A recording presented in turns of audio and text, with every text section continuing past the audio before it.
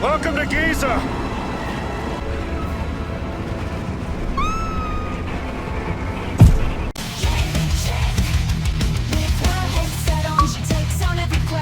Levels like a true gaming fiend. She's got the skill, she's got the moves.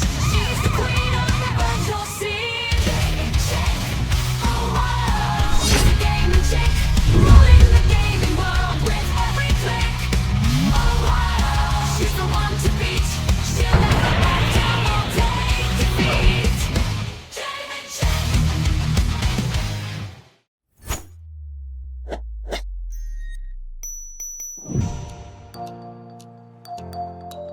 Hello once again, my chickadees. Game & Chick is back once again with another review. Before we get started, I want to give a big thank you to the folks over at Bethesda for providing me early access to the game. Thank you very much. So now with that having been said, on to adventure!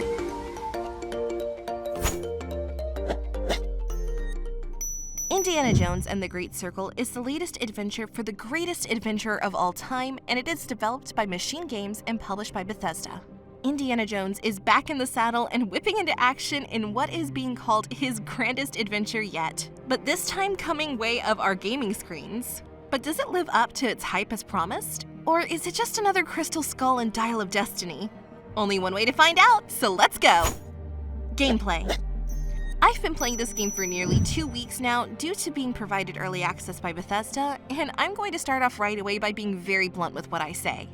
It's been a long time since we've had a genuinely entertaining and rather good Indiana Jones experience, with Crystal Skull and the recent release of Dial of Destiny completely missing the point of what Indiana Jones is and was. We as Indiana Jones fans have been feeling forgotten and tossed to the side since The Last Crusade, and the same time frame holds up for with the video game realm too, with the last glimmer of hope for a proper video game being Indiana Jones' Great Adventures on Super Nintendo, which gave us an action game based off of the trilogy with the same treatment as Star Wars got on Super Nintendo as well. Both ended up being amazing. But now here we are at the very end of 2024 with the promise of Indy's next big adventure being his grandest, and one that is Machine Games' biggest outings in development they've ever attempted. And for the most part, I think their efforts paid off. Albeit not 100% fully, but then again, no game is truly perfect. Well, except for Dizzy and his Fantastic Adventures, but that comparison isn't fair to use, so we'll refrain for Indy's sake.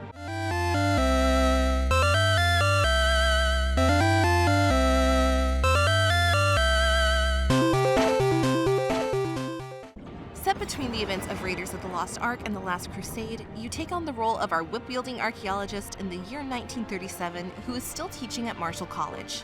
However, no downtime is given to our wisecracking hero as someone begins breaking into the college campus looking for something specific.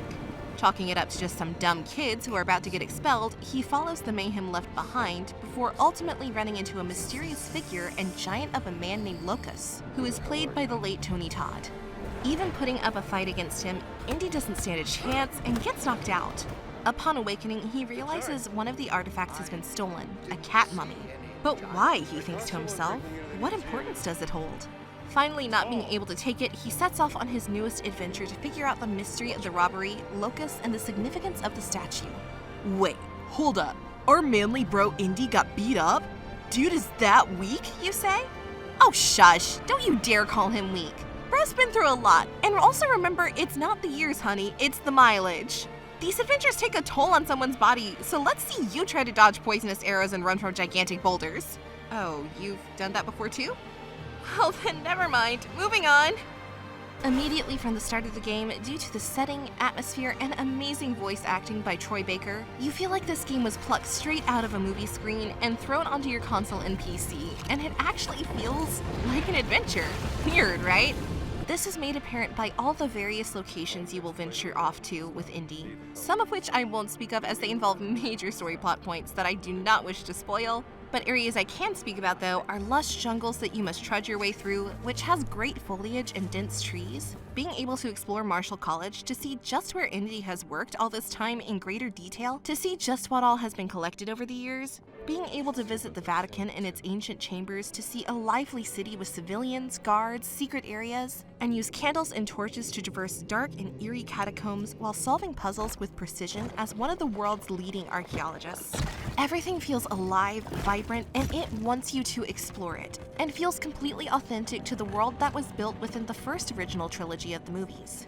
This becomes more clear the more you play the game, with Indy's classic quips and sarcastic humor coming into play, especially between him and tag-along buddy Gina. These two are constantly going at each other with back-and-forth quips to each other, in instances like when she invites herself along on his adventures, and he's annoyed because he always works alone, and that's how he likes it. So when she's looking around the Vatican treasure trove and spots a painting she likes, he has to scruff at that and ask her, "What, are you a paintings critic now too?" Just to throw out some sass. This is also evident in other scenes as well. After having knocked out an enemy, Nazis and other enemies come to barge in the room, so you and Gina hastily try to figure out how to get out of sight so you don't get caught. But what makes these scenes funny in particular, and 100% on brand with the charm of Indiana Jones series, is the camera pan shot to show a side shot of the Nazis talking to each other, and in the background, you see Indy and Gina slowly dragging the body out of sight as the Nazis turn around to enter the room. It's great. Same feeling is had when you knock out a foe and they start to wake up, and Gina constantly taps Indy on the shoulder like, "Indy, look, he's waking up," only for him to ignore her like, "Beat it, kid," and then for him to finally get annoyed and just goes ahead and decks the guy in the face again to re-knock him out without saying anything. It's classic Indy for me personally, and gives me vibes of him just shooting the sword guy in Raiders of the Lost Ark because he can't be bothered to try to fight him, and I love it. The developers really got the tone and charm of what makes Indiana Jones work in regards to presentation and character, but character and presentation isn't all this game has to offer, because adding to it is the way you tackle your missions and its combat. As you start diving into the gameplay mechanics, which are intricately designed in itself, you are given the freedom to approach your missions and adventures in relation to picking and choosing whether you want to stealth your way through a mission or area or fight your way through. It's your choice. The best part about that? No instant fail stealth missions. Hallelujah. Finally, someone had the balls to do it. Now I won't have to let my face melt off in annoyance like I have to do in nearly every other game that uses a stealth mechanic, and it makes me happy. I feel like Dobby getting a sock. I am free. Master has presented me with clothing. Only thing missing was my own short round sidekick, but hey, can't win them all. Should you be having trouble with the combat, which we will dive into more thoroughly in just a moment, the game offers you a good amount of flexibility with the difficulty setting as well that lets you adjust it and tailor your experience to the way you wish to play. Do you want to quietly sneak past enemies or punch a Nazi in the face? Me? Well, of course I chose to punch the Nazi in the face because it's just so satisfying to do. I mean, come on, running up to them and being like, "You did not see this coming," and begin wailing on them with punches? Good times. Wait. Oh crap. No! Never mind. Looks like I'm the one that got Zerstort. This is where the difficulty levels comes into play. By switching into adventure mode, you're able to lower enemy interactions and lower their strength, giving you an ideal playthrough for people that just like to coast and enjoy a leisure story. Puzzles for me, however, played a huge part in my enjoyment of the game, and instead of just being obstacles you need to bypass to make it to one area or another and just be done with it, here in Great Circle, they're integral parts to the story and narrative that are designed specifically to match your environment and its culture, which leaves each feeling significant in their own ways. Puzzles can range from turning a pillar to spin a monument, which houses another puzzle that requires a whip pull and intricate movements of the stones to fit them just right. Others involve facing statues the correct way by finding clues for dragon statues, moving through fiery layers to take part in trials by swinging over fire pits to grab stone tablets, or dodging swinging blades as you make perfectly timed jumps, and even some that require you to figure out the correct numerals to choose from as you move a dial back and forth until all align with the crucifixion Jesus painting, etc.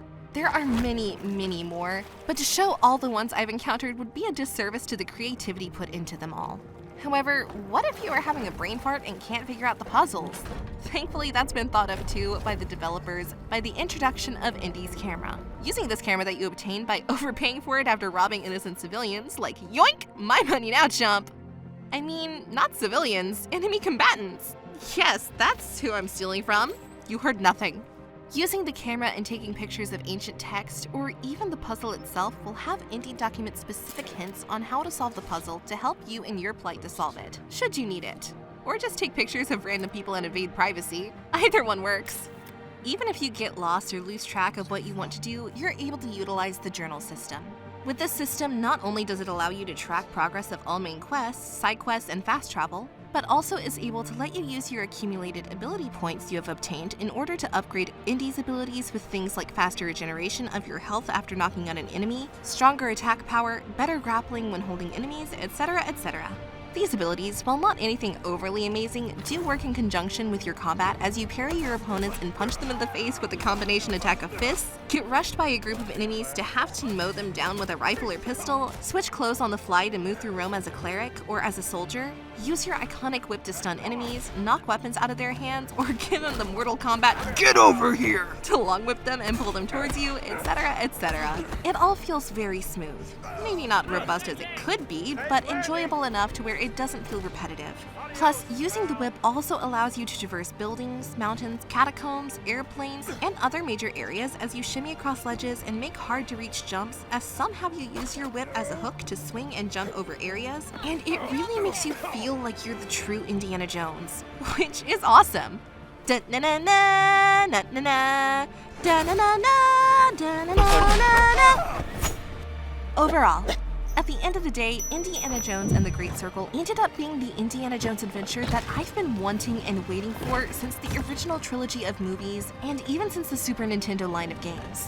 Is it perfect? Not really. Issues I can see people having with it include things like it's not as set and action heavy as something you would see in a modern action games like Uncharted, combat isn't as in-depth as people might think or want, and maintains a pretty level, mellow pace. And the last gripe that I can see people having is that it's not very long either, clocking in at around 12 to 15 hours if you skip the side quests. However, with classic indie humor and gags, the iconic Indiana Jones theme playing during heroic moments, amazing voice acting by Troy Baker that immerses you in Ford's character, creative puzzles that are fun to do rather than feel like a hindrance to the game's pace, awesome locations to explore that range from jungles to blimps to deserts to the Vatican itself, fun combat system that utilizes the cheesy pow sound you heard in all old 80s movies when someone punched, great characters and visuals, easy to follow journal system, etc., etc. All of the positives outweigh the negatives I personally had, and I thoroughly enjoyed my time with the game, and I feel any longtime fan of Indiana Jones will feel the same. So with all that having been said, my verdict is clear. Game & Chick sagt, jetzt kaufen. I mean, Game & Chick says bye now. Germans almost got me. Thanks, Indy.